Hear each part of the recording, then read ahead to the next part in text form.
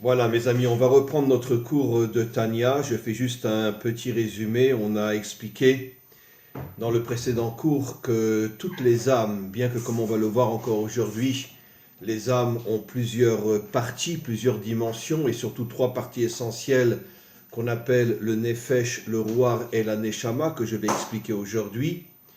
Mais le Tanya nous révèle quelque chose d'absolument incroyable, c'est qu'en vérité que toutes les âmes, que ce soit les âmes qui soient chez les prophètes, les âmes qui sont chez les grands maîtres de la Torah, y compris les âmes qui sont tout en bas, chez des gens qui n'étudient pas la Torah, qui sont peut-être même très laïques et qui sont dans le monde matériel, comme on va le voir aujourd'hui, malgré tout, toutes les âmes, que ce soit les âmes les plus hautes, y compris les âmes les plus basses, ont toutes la même origine, elles proviennent toutes de la sagesse du maître du monde.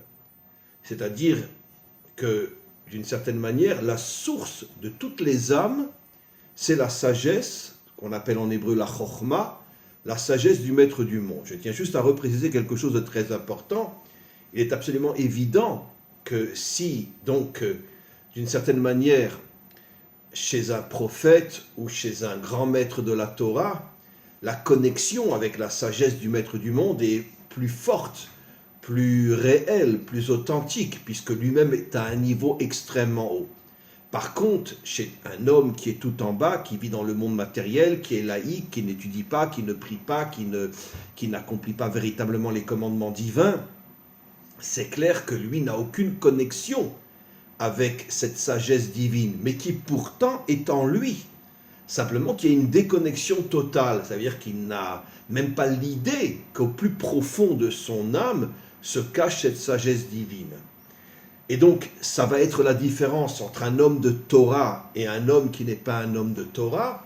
L'homme de Torah, plus il est grand, plus il est puissant, plus il est profond dans sa Torah, et plus il se rapproche de cette sagesse divine, tandis que l'homme qui est très éloigné de la Torah est en état de déconnexion totale avec cette sagesse divine, mais qui pourtant se trouve en lui.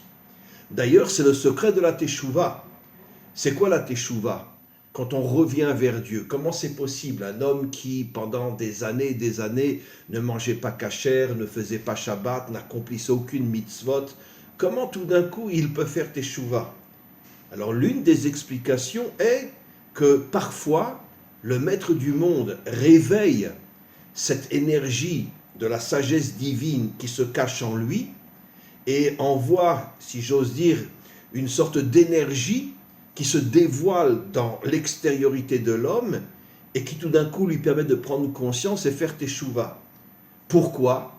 Imaginez-vous que cet homme qui est très loin, malgré tout, malgré son éloignement de la Torah, malgré son éloignement de l'accomplissement des commandements divins, malgré tout, dans son domaine à lui, il va faire quelque chose de bien. Par exemple, on va lui proposer de tricher dans le commerce ou autre chose, il va refuser. Et donc, le maître du monde va voir que même s'il est très loin de la Torah, malgré tout, il a un minimum de morale, un minimum de bon sens, un minimum de justice et de conscience. Le maître du monde va vouloir le récupérer et va réveiller cette sagesse divine qui est cachée au plus profond de lui, que lui-même ne connaissait pas, n'avait même pas l'idée qu'elle se trouvait au plus profond de lui. En se réveillant, cette énergie, cette lumière divine qui était cachée en lui, va envoyer une énergie à cet homme qui tout d'un coup va lui permettre de prendre conscience et tout d'un coup il va se réveiller, il va avoir envie de revenir vers Dieu, de revenir vers la Torah, et c'est ça le secret de la Teshuvah. Si cette sagesse divine n'était pas au plus profond de nous, même si elle est complètement cachée et même si on est complètement déconnecté, si cette sagesse divine n'était pas en nous, personne ne pourrait faire teshuva. Donc le maître du monde, dès le départ, a placé cette sagesse divine dans chaque homme, même ceux qui sont les plus éloignés de Dieu, de manière à ce que si un jour il fait quelque chose de bien et Dieu décide de le ramener à lui, il y aura donc ce réveil de cette énergie cachée en lui qui lui permettra de prendre conscience et de revenir vers Dieu. Maintenant, je tiens aussi à préciser quelque chose de très important que j'ai déjà évoqué dans le dernier cours, mais qui est une notion très importante. Il est absolument évident que la sagesse de Dieu nous dépasse complètement. Ça veut dire que Dieu est infini. Donc sa sagesse est infinie. Même le mot infini est un mot qui n'est pas juste, parce que c'est un mot malgré tout qui correspond on pourrait dire à la conception humaine. Dieu est beaucoup plus qu'infini. Il est complètement dans son essence, il est complètement, totalement, absolument, on pourrait dire, on ne peut pas le définir. C'est absolument impossible de le définir. Et comme on a vu que le Tanya dit que lui et sa sagesse ne font qu'un, il est clair que cette sagesse aussi, et même si elle est en nous, on pourrait dire, représente un monde qui est complètement au-dessus du nôtre. Et donc, pourquoi? Parce qu'il faut savoir que l'histoire n'est pas seulement l'histoire de notre monde. Après, il y aura la délivrance finale, et puis la délivrance finale n'est aussi qu'une étape avant d'autres étapes, et d'autres étapes, et d'autres étapes. Et finalement, l'homme va avancer, se transformer complètement. Et grâce justement à cette énergie qui est infinie en lui, il va pouvoir se dépasser, se surpasser et atteindre des niveaux qu'on ne peut même pas imaginer aujourd'hui. Parce qu'en vérité, toute l'histoire que nous connaissons aujourd'hui, depuis la création de Adam et Ève et la faute de Adam et Ève, c'est même pas l'ombre des milliards de fois de l'ombre de ce que va être toute l'histoire humaine, qui est infinie en vérité. Et nous ne sommes qu'au début du début. Et donc sans cette lumière infinie en nous, on ne pourra pas avancer pendant des millénaires et pendant l'éternité de se rapprocher vers le maître du monde. C'est pour ça que cette lumière est en nous. Et donc, encore une fois, je me répète, il nous est absolument impossible, inconcevable aujourd'hui de pouvoir avoir une connexion qui passe par le cerveau de l'homme, parce que cette lumière qui est en nous, elle est absolument au-dessus de notre cerveau. Je parle même le cerveau de Moshe, même le cerveau d'un prophète, même les plus grands prophètes. Cette lumière étant la lumière de Dieu, cette sagesse étant la sagesse de Dieu, c'est évident que même si elle est en nous, elle nous dépasse complètement. Aucun homme ne peut atteindre cette sagesse, mais elle est en nous pour nous permettre, avec toutes les étapes que nous traverserons, de pouvoir, grâce à elle, nous rapprocher de plus en plus du maître du monde. Voilà, alors on va reprendre le texte aujourd'hui, et il dit la chose suivante. Qui kol nefesh, toutes les âmes, Klula me nefesh ruach et neshama. Il y a trois parties importantes dans l'âme. La première, celle qui est tout en bas, je vais réexpliquer, s'appelle le nefesh. Après, au milieu, il y a le ruach, et tout en haut, il y a la neshama. Je voudrais expliquer qu'est-ce que c'est le nefesh, le ruach et la neshama. On va commencer par la neshama. La neshama correspond, comme je l'ai expliqué, à la sphira de la bina. La bina, comme on le sait, est une énergie divine qui est complètement au-dessus de ce monde. À l'extrême opposé, le nefesh correspond à toutes ces forces que l'homme reçoit de cette partie de son âme qui lui permet d'être, de vivre et d'agir dans ce monde. Dit dans un langage plus simple, la neshama représente un monde spirituel, on pourrait dire complètement déconnecté de notre monde. Par contre, le nefesh représente l'homme dans ce monde matériel. Alors c'est quoi le ruach ? Le ruach, c'est en vérité une partie de l'âme qui permet la connexion entre la dimension qui est complètement spirituelle et la dimension qui est complètement matérielle. C'est-à-dire que le ruach correspond à l'attribut divin qu'on appelle Tiferet, dont j'ai souvent parlé dans de nombreux cours, qui permet l'union entre les contraires. Le ruach sort de l'attribut Tiferet, la neshama de la bina, le nefesh de la malchut, c'est-à-dire le monde d'en bas, et le ruach est censé connecter le monde d'en haut au monde d'en bas. Alors évidemment, il y a très peu d'hommes qui sont à ce niveau-là.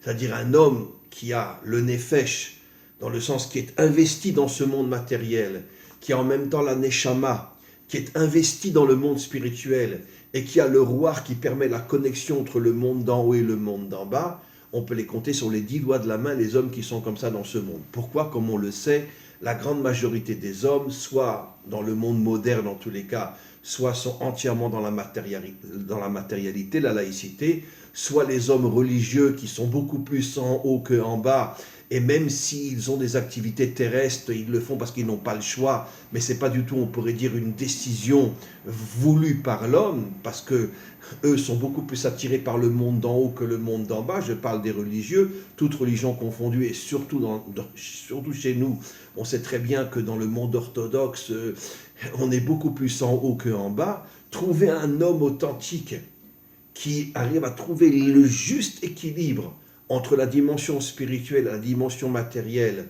Il sait quand il faut s'adresser à Dieu, il sait quand il faut agir, parce qu'il a ce roi en lui, il a cet équilibre en lui qui lui permet de faire le bon choix à chaque moment. Des hommes comme ça, on peut les compter dans l'humanité tout entière, et dans notre peuple aussi, sur les 10 doigts de la main, et encore je ne sais même pas si on arrivera à 10 doigts de la main. Pourquoi ? Entre autres, dans notre peuple, l'exil, qui dure depuis des millénaires, a complètement détruit l'identité, ce que j'appelle moi l'identité ivrie, l'identité hébraïque complètement. Et donc aujourd'hui, on est coupé en deux. Soit on est tout en haut, soit on est tout en bas. Mais arriver à cette connexion entre les deux, c'est très très difficile. En tous les cas, malgré tout, chaque personne a en lui le nefesh, le roi et la neshama. Mais chez la grande majorité des hommes, il n'y a que le nefesh qui brille, le roi et la neshama sont complètement éteints. Chez les orthodoxes, les ultra-orthodoxes, les religieux, c'est surtout la neshama qui brille, le roi et le nefesh sont pratiquement éteints. Mais pour devenir un homme authentique, il faut avoir le roi qui arrive à connecter et à équilibrer le monde d'en haut, la neshama, et le nefesh, le monde d'en bas. On continue. Mikol makom, shoresh kol ha-nefesh roi o neshama. Alors il dit une chose maintenant extraordinaire, que j'ai expliqué, mais on va le voir écrit explicitement.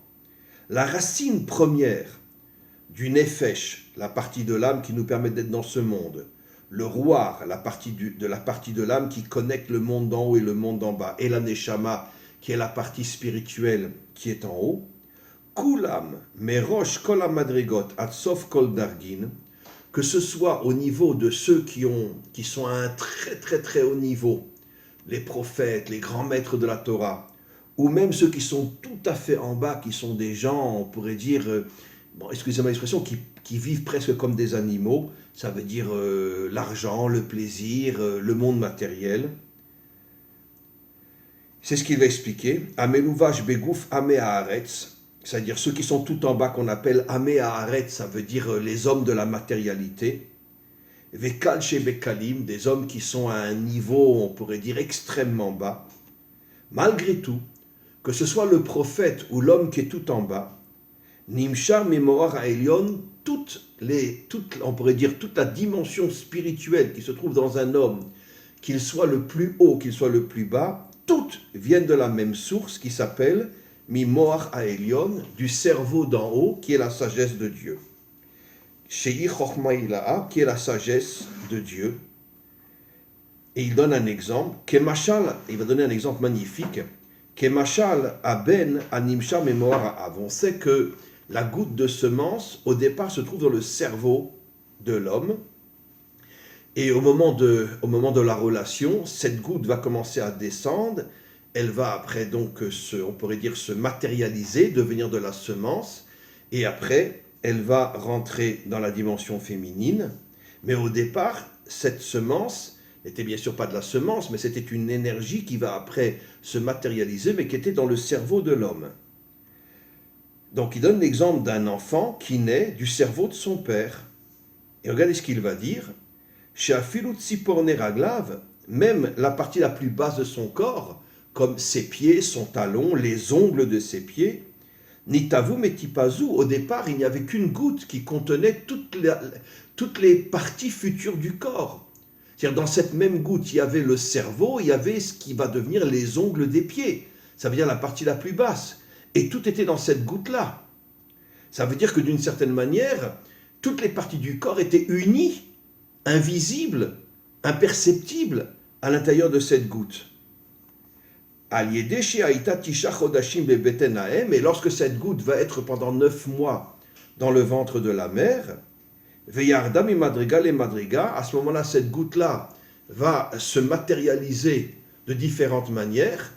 Une partie de la goutte va devenir le cerveau, une autre le cœur, et les parties les plus basses, le pied, le talon et les ongles des pieds.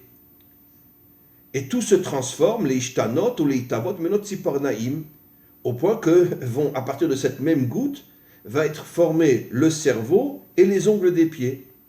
Veim kolze, mais malgré tout, même s'il y a une différence inimaginable entre le cerveau d'un homme et les ongles de ses pieds, malgré tout, im kolze, il faut savoir, dit le Tanya, odeno kshura umiochedet biyichud nifla ve'atsum bemauta ve'atzmuta arishon shaita tipat moarav. Malgré tout, nous on ne le voit pas, on ne le ressent pas, on ne le comprend pas. Mais il faut savoir que toutes les parties du corps sont toutes reliées à cette énergie qui est complètement cachée à l'intérieur de nous, qui est l'énergie divine, qui est ce qu'on appelle la sagesse de Dieu. Même les ongles des pieds sont autant connectés à cette sagesse divine que l'est le cerveau. Ça veut dire que, d'une certaine manière, prenons, excusez-moi, mais les ongles des pieds d'un homme complètement matérialiste, le cerveau d'un prophète, au niveau de l'origine et de la source, il n'y a aucune différence, dit le Tanya, entre le cerveau du prophète et les ongles des pieds de l'homme le plus terrestre, le plus matérialiste qui existe. Pourquoi ? Parce que tout vient de la même source qui est la sagesse de Dieu. On continue. Donc je répète cette phrase-là, Vim kolze, et malgré tout, Odeno kshura ou miuchedet beyichud nifla, toutes les parties du corps sont encore connectées d'une manière complètement incompréhensible, nifla, ça veut dire d'une manière qui dépasse l'entendement, bemauta ve'atzmuta arishon, est encore connecté à l'essence première, qui est la sagesse de Dieu, shaita tipat moar ha'av, et qui, au niveau de l'homme, correspond à la goutte. Dans la goutte, on ne peut faire aucune différence entre ce qui va devenir le cerveau et ce qui va devenir l'ongle des pieds. Excusez-moi l'expression, ce qui va devenir le visage ou l'arrière du corps par lequel sortent tous les déchets. Dans la goutte, on ne voit aucune différence. Et donc, ce qui veut dire que dans la goutte, il y a une unité qui, d'une certaine manière, unit toutes les parties du corps au point qu'on ne peut pas faire la différence entre ce qui va devenir le cerveau et ce qui va devenir l'arrière du corps qui extrait les déchets qui sont dans le corps au niveau de la nourriture, etc. Et bien exactement de la même manière, Gamarchav, de la même manière que les ongles de l'enfant proviennent de cette goutte qui était dans le cerveau du père, il dit, Kachamamash, exactement de la même manière, Beshoresh kol hanefesh ruach uneshama, à la source première du nefesh, du ruach et de la neshama, les mala beyeridato madriga, les madriga, même au niveau des neshamot qui sont tombés le plus bas, au niveau des hommes qui sont dans la matérialité la plus totale, malgré tout, al-yede ishtalshelut haolamot, malgré tout, kulam bechokma asita, toutes ont été faites, toutes les âmes, même les plus basses, ont été faites par la sagesse de Dieu.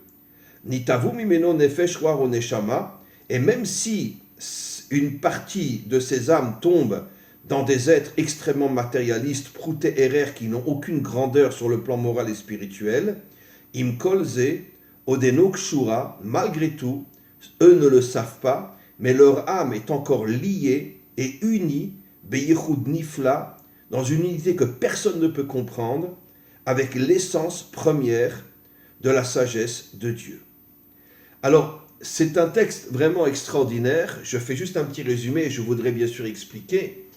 Ça veut dire que même un être qui, quand on le voit, je veux dire, c'est quoi ta vie? Ben, c'est le fric, le plaisir, je m'amuse, voilà.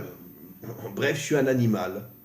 Même lui contient dans sa dimension spirituelle, au plus profond de lui, et évidemment il n'en est absolument pas conscient parce que d'une certaine manière il est déconnecté de cette source-là, déconnecté au niveau de sa conscience. Mais qu'est-ce que nous dit le Baal HaTanya?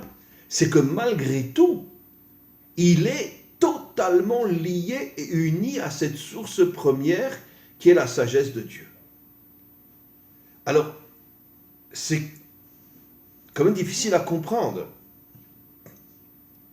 Comment se fait-il que comme le dit le Tanya, que finalement que tous les hommes, et je parle des hommes des Bnei Adam, ça veut dire ceux qui sont vraiment les descendants de Adam et Chava, comme j'ai déjà expliqué des milliers de fois, sur les 7 milliards de personnes qui ont une allure humaine dans ce monde, pas tous sont des descendants de Adam et Ève, comme l'explique le Zohar, et comme l'a expliqué Darwin. Je suis 100% d'accord avec Darwin qu'une grande partie de l'humanité vient des singes, sauf que Darwin dit toute l'humanité, nous on dit une partie de l'humanité. Nos maîtres nous disent qu'il y a des anges un petit peu démentiels, démons, qui sont descendus dans ce monde et qui ont pris une forme humaine, Hitler et toutes les crapules de ce monde, etc.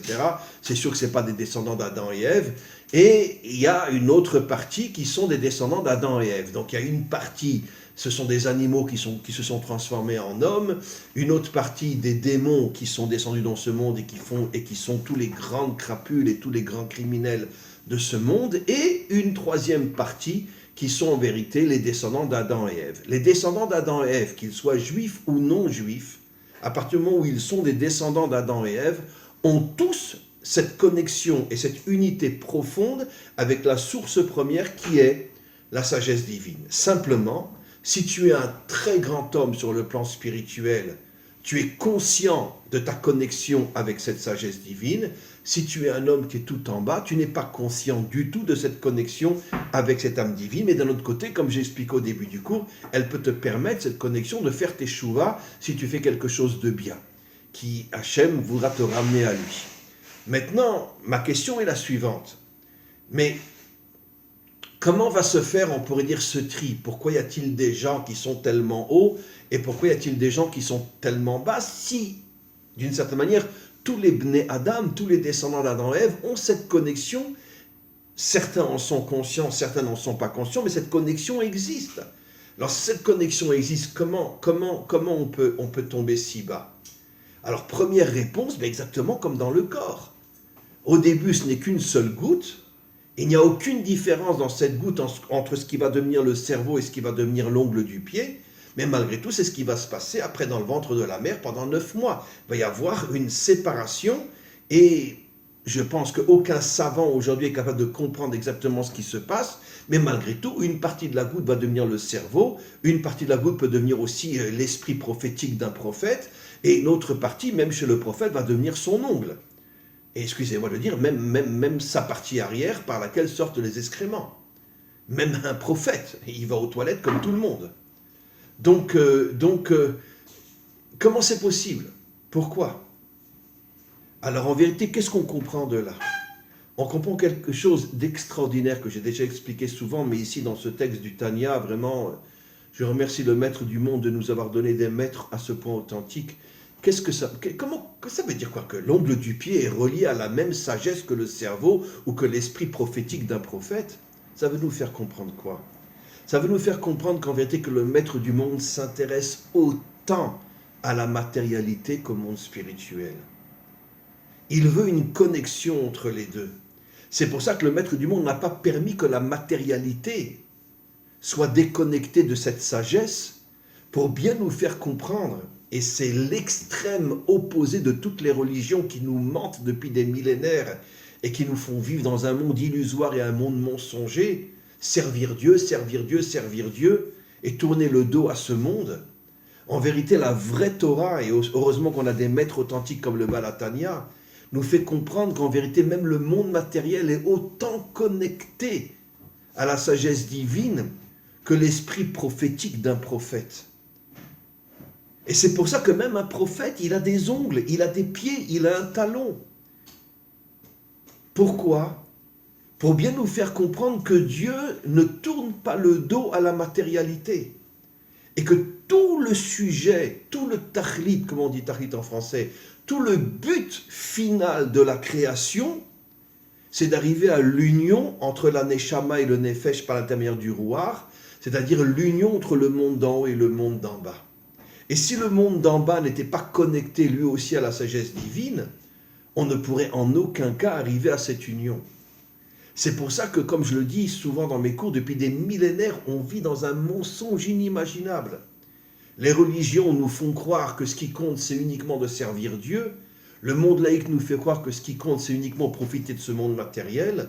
mais où on va trouver un vrai maître qui nous enseigne la vraie vérité. Tu es sur terre pour connecter le monde d'en haut au monde d'en bas. Et si tu arrives à connecter le monde d'en haut au monde d'en bas, sache que le monde d'en bas n'est pas plus bas que le monde d'en haut. Plus encore, combien de fois j'ai expliqué ce midrash, cet enseignement incroyable de nos maîtres qui nous disent, en hébreu, je vais traduire, Nitava kadosh bochou liot lo dira batartonim, le vrai désir de Dieu, c'est de résider dans le monde d'en bas. Ça veut dire que quel est le vrai désir de Dieu? Qu'il y ait une telle connexion entre le monde d'en haut et le monde d'en bas, que finalement, que le monde spirituel se dévoile. C'est plus encore qu'une connexion, que le monde spirituel va se dévoiler dans le monde d'en bas. Je raconte une petite histoire comme ça. Et récemment, j'étais avec mon épouse comme ça. Bon, on était dans un endroit, etc. Et puis, on voit à une table une trentaine de soldats religieux. Religieux, ça veut dire orthodoxes. Beaucoup avaient même des papillotes.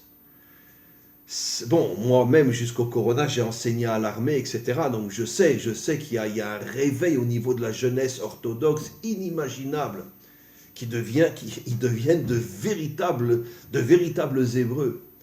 Et puis ça m'a fait un tel choc, j'ai demandé à mon épouse, que tu me permets 5 minutes de leur demander la permission, si je peux m'asseoir parmi eux, je voudrais leur faire je voudrais les renforcer, parce que j'étais tellement impressionné de voir des jeunes avec une mitraillette et des papillotes, et costauds en plus. Ça veut dire, ils sont dans des unités d'élite, malgré leurs papillotes.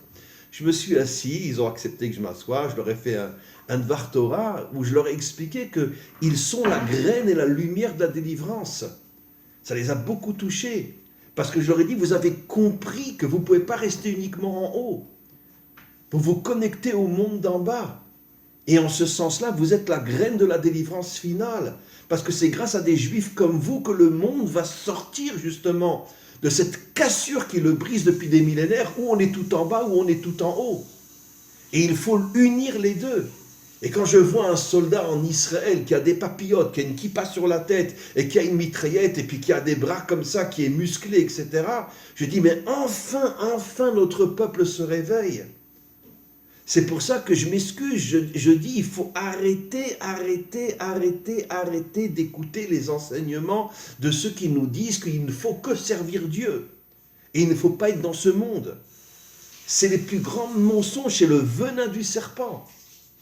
Et aujourd'hui, grâce à Dieu, dans le monde religieux ultra-orthodoxe, de plus en plus de jeunes prennent conscience qu'on leur a menti pendant des millénaires, et qu'ils prennent une mitraillette, ils font du sport, ils deviennent de véritables giborim, de véritables guerriers, tout en ayant des papillotes et une kippa sur la tête, en mangeant cachère, en faisant Shabbat, en priant 3 fois par jour, en étudiant dès qu'ils ont un moment pour étudier. Ça, c'est le juif authentique. Et d'une certaine manière, c'est l'homme authentique. C'est ce que doit devenir l'homme. L'homme authentique est celui qui arrive à réunir le monde d'en haut et le monde d'en bas. Et maintenant, je me répète, vous comprenez maintenant pourquoi le Baal HaTanya nous révèle cette chose inimaginable, que même l'ongle du pied est autant connecté à la sagesse de Dieu que le cerveau ou l'esprit prophétique d'un prophète, pour nous faire comprendre que Dieu refuse absolument une déconnexion entre le monde d'en haut et le monde d'en bas. Plus encore, il veut se dévoiler précisément dans le monde d'en bas. Et qu'est-ce que j'ai expliqué, si je ne me trompe pas, dans un cours précédent, peut-être même dans le cours sur le Tanya, je ne sais plus, où j'ai expliqué comment s'appellent les générations qui vont précéder la venue du Mashiach. Dans notre langage à nous, hébraïque, ça s'appelle Igvata Demshicha. Ces générations s'appellent le talon du Messie. Et beaucoup de commentaires posent la question, pourquoi le talon du Messie? Le talon, c'est la partie la plus basse du corps. Alors pourquoi les générations qui vont préparer la venue du Mashiach, la venue du Messie, s'appellent les talons du Messie? Justement pour nous faire comprendre qu'il va y avoir un réveil au niveau du talon. Qu'est-ce que ça veut dire le talon? C'est le monde matériel, puisque le talon, c'est la seule partie du corps qui est en contact avec le sol, avec le monde matériel. Pour nous faire comprendre qu'il va y avoir un réveil dans le monde d'en bas, où enfin, les hommes authentiques vont comprendre que c'est précisément en étant en bas, tout en bas au niveau du talon, qu'il faut faire descendre la lumière de Dieu dans le monde du talon.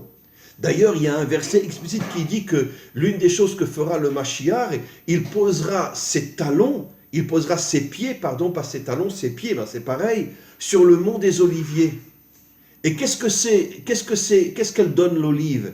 Elle donne l'huile.